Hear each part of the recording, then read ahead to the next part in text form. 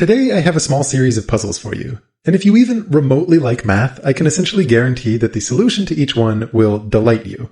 At the end, you and I will circle them all together into a broader theme about higher dimensions, both in the sense of why we care, and also why it's a little bit sad to think about them. But for the first half of this lesson or so, nothing that we do is going to touch 4 or more dimensions. This will start simply as a set of pure geometry puzzles with delightful and surprising solutions. For the first puzzle here, I want you to consider this rhombus shape where the internal angles are 60 degrees and 120 degrees. If you take a lot of copies of this shape, you can tile the plane with it. And that's not unique to this rhombus, it could have different internal angles. But what's nice about this one is that there are a lot of distinct ways with a kind of pseudo-hexagonal pattern that you could also tile the plane. I've seen this pattern all the time out in the wild, on floors or on furniture, and each time it reminds me of the puzzle I'm about to show you. If you take one of these tilings, and you ever notice that 3 of those rhombus shapes make a little hexagon like this, it gives you a chance to generate a slightly different tiling by rotating those 3 tiles 60 degrees. The result is almost the same as what you had before, but just a little bit different. And when you do that, you might notice that sometimes that creates a new hexagon that wasn't there before, that you could also rotate, taking a step to yet another one of these tilings. So a natural question you might wonder is it possible to get from any one of these tiling patterns to another one just by using these little hexagonal rotation steps? With a little thinking, you can see pretty quickly that the answer has to be no, because for example, that very first tiling I showed you, which is like a squished rectangular grid, has no hexagons at all, meaning you can't take one of these steps into or out of this pattern. But what if we restrain things a little bit? What if instead of tiling the infinite plane, I present you with a hexagon, and all the side lengths of this hexagon are going to be some whole number, like 4 in this case, and I have you fill that hexagon with these little tiles, assuming each of those tiles has a side length of 1.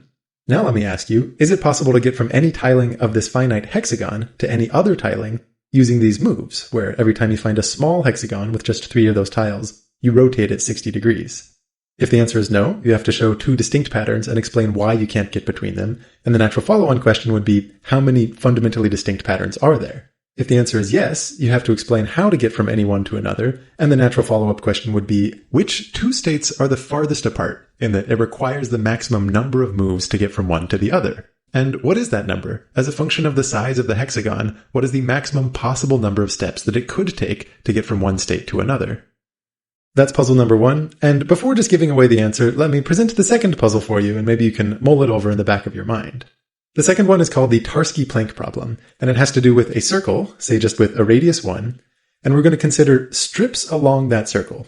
And what I mean by a strip here is any region that's bound by 2 parallel chords. And the quantity that we'll care about is the width of that strip, so the distance between those 2 chords, which I'm going to denote with the letter D.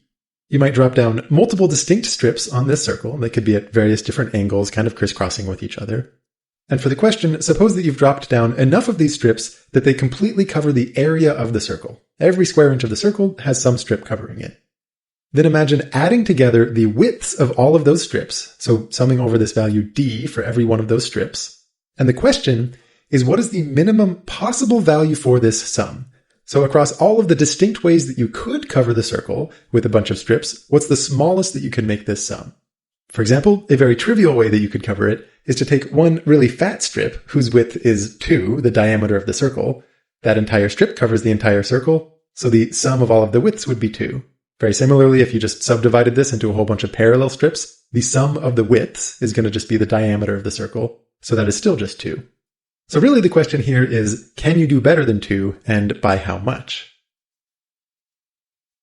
Okay, so that is puzzle number 2. Before telling you 3, 4, and 5 though, let's circle back to talk about that first one, where we are tiling the hexagon.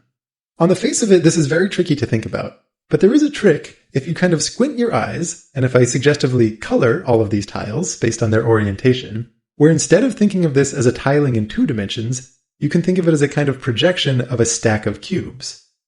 It's not too hard to see that any stack of cubes inside an n by n by n frame like this necessarily gives you one of these rhombus tiling patterns. But the curious viewers might enjoy taking a moment to pause and ponder and convince themselves it goes the other way around.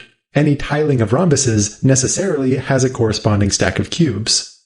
If you do that, take a moment to think about the significance of this fundamental move in the puzzle, where you identify a hexagon and you rotate that hexagon 60 degrees. If you think of that little hexagon as the projection of a little cube, notice how if I kind of grab that cube and remove it from the diagram, what's left behind, this indent of that cube, involves those same 3 rhombuses, except rotated 60 degrees. So this move of rotating hexagons when you find them is really the same thing as adding or removing cubes. And that makes this way easier to think about. For example, it becomes very clear that you can get from any pattern to any other pattern, because you could start by saying, take all of the cubes in this diagram and remove them so that you get to a kind of neutral position that looks empty, and then add back whatever cubes you need to get to whatever other pattern you desire. It also makes it easy to think about the more quantitative follow-on question, which is what is the maximum number of steps that it might take to get from one configuration to another?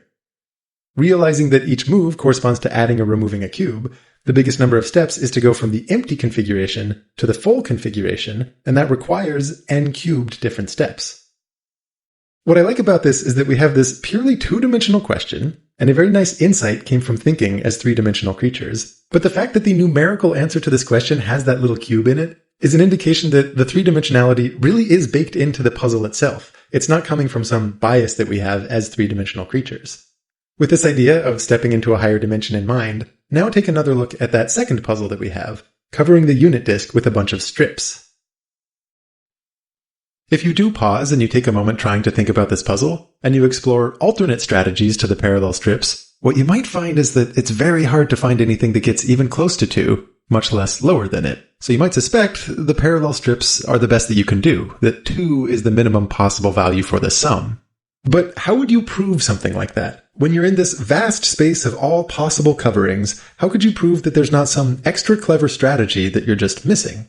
This main constraint that the strips have to cover the circle means that the area of all of those strips, if you add them together, has to be at least the area of the circle, which is pi.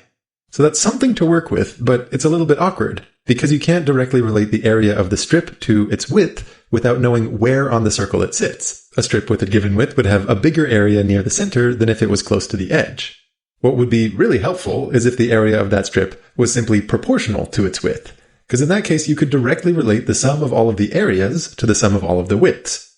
And while this is not true in 2 dimensions, the magic is that it becomes true if you project everything up onto a hemisphere sitting above the circle. This is not at all obvious, but if you look at the width of this strip on this 3-dimensional hemisphere, which we'll call D, the area of that strip up in 3 dimensions like this happens to be pi times D. Importantly, it doesn't matter where the strip is. It could be going over the center or closer to the edge. The area only depends on the width. This might feel like a fact drawn completely from out of the blue, but regular channel viewers will have at least some chance to recognize this, because it's related to a really nice proof for the surface area of a sphere. This was a proof due to Archimedes. We covered it in a different video. And the big idea there is to consider a cylinder with the same radius as that sphere, sort of hugging tightly around the sphere, and then to analyze how if you look at a little patch of area on the sphere and you project it outward onto the cylinder, the area actually won't change. The high-level idea is that along lines of latitude, that little patch of area gets stretched out, but along lines of longitude, it actually gets squished down because of the angle that it sits at, and those two effects happen to cancel out precisely. And then once you know that projecting out onto the cylinder preserves areas, analyzing those areas becomes a lot simpler. So looking back at our little strip, let me go ahead and draw the rest of the sphere, sort of doubling the area of that strip, and then reorienting it to match the animations I was just showing. If you know that projecting this out onto the cylinder preserves the area, then it becomes very clear that it doesn't matter where on the sphere that strip is. Whether it's close to the pole or close to the equator, the area of that projection onto the cylinder is the circumference times the thickness, 2 pi r times the width. So wrapping it all up, the way this is relevant to the original puzzle is you say, consider any covering of the circle with a bunch of strips, which you can project upwards to be a covering of the hemisphere with all of these projected strips. The sum of all of those areas looks like adding up pi times d for each one, and you can factor out that pi. But you also know that the sum of those areas has to be at least the area of the hemisphere, which will be 2 times pi. Therefore, the sum of the widths can never be below 2, and once again, we've taken this problem which is very tricky to analyze directly, but leveraged intuitions gleaned from living lives as 3-dimensional creatures. This next example has a little bit of a story behind it. So I was at the International Math Olympiad earlier this year. I was giving some lectures to the students participating in the contest. And one of those lectures was essentially the video I'm giving you now, kind of going through these examples of puzzles where you're in one dimension, but you have to step up. And in the middle, I asked the students in the audience for more examples like this. And I was reasonably confident that at least one of them would mention the example I'm about to show you, because there's a really nice number file video about this one. It's by Tadashi Tokeda, who is always great. But as you'll see, there was actually a little bit of a wrinkle that I wasn't anticipating here. The setup for this problem is that we have 3 different circles just in 2-dimensional space, and what we're going to do is draw the external tangents to each pair of them. So for example, here on the green and the red circle, we've got these external tangents, and the thing we care about is where they intersect. Similarly, I'll take the intersections of the external tangents for that blue and the red one, and then external tangents on the green and the blue one. And if I take a moment to just play around with the positions of these circles and invite you to notice those 3 different points of intersection, anything special about it, you might be able to guess what the relevant theorem or the puzzle here is. Basically, no matter where I position them, all 3 of those points seem to fit on a given line. The notion of external tangents doesn't really make sense when one circle is inside the other, so let's assume that that doesn't happen, though we can revisit that a little later. And another assumption you might want to make is that no 2 circles have the same size, because if 2 of them did have the same size, those external tangents are parallel.